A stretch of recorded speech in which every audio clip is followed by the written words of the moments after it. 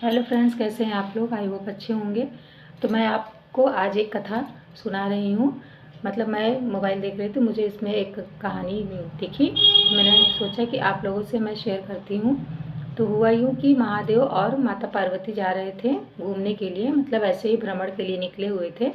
तो माता पार्वती को भूख लगी, तो उन्होंने महादेव से कहा कि मुझे कुछ खाने के लिए चाहिए।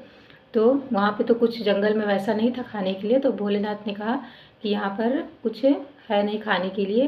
तो माता जी ने कहा, पार्वती माता ने, कि जो आपको पसंद हो वही मुझे खाने के लिए दे दीजिए, क्योंकि मुझे बहुत ज़ोरों से भूख लगी है।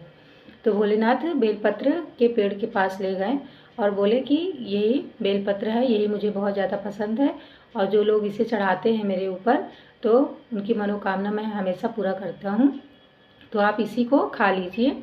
तो उसमें से बेल का जो मतलब बेल होता है, उसको फल जो होता है उसको तोड़ करके महादेव ने उन्हें दिया, मतलब पार्वती माता को।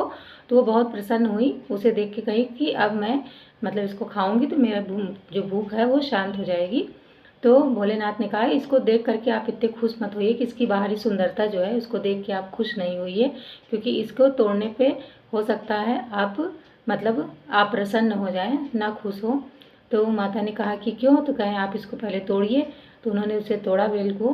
तो जब तोड़ा बेल को तो उसमें से सांप निकला। तो माता बोली कि इसमें तो सांप है। फिर दूसरा बेल उन्होंने तोड़ा तो उसमें भी सांप निकला।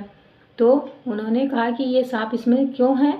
तो भोलेनाथ ने कहा कि एक बार गणेश जी की वजह से इसमें सांप मतलब बन गया है। तो बोली कैसे? तो बोले कि जो बेल का पेड़ होता है, उन्होंने गणेश जी से कहा कि अगर मेरे पेड़ में फल आएगा तो मतलब मैं आपका व्रत करूँगा। मतलब बेल का जो पेड़ था उसने बोला। तो जब फल आया पेड़ में, लेकिन उन्होंने व्रत नहीं रखा, व्रत पूरा नहीं किया, तो गणेश जी ने इस वजह से नाराज़ हो गए थे। उन्होंने श्राप दे दिया कि जो भी इसमें फल लगेगा उसमें मतलब सांप रहेगा। इस वजह से उन्हें उस श्रापित बना दिया था पेड़ को। इस वजह से इसमें सांप मतलब हर उसमें फल में सांप है, तो इस वजह से इसमें आप इसको मत खाइए। तो उन्होंने बोला कि मेरे पुत्र की वजह से ये पेड़ जो है श्रापित हो गया है, तो इसे मैं श्राप मुक्त बनाऊंगी। तो मुझे क्या करना पड़ेगा? तो बोले कि इसे मतलब श्राप मुक्त करने के लिए आपको 12 वर्ष तक तपस्या करनी पड़ेगी इस पेड़ के मतलब अंदर जा कर के। तो उन्होंने बोला कि मैं ऐसा ज़रूर करूँगी, मुझे इस बेल के पेड़ को श्राप मुक्त करना है।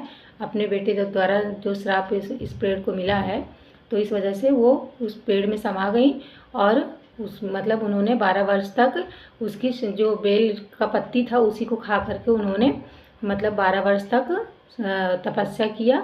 तो उस जो बेल का पेड़ था वो श्राप मुक्त हो गया, और भोलेनाथ भी वहीं पर बैठ के वो भी 12 वर्षों तक तपस्या कर रहे थे।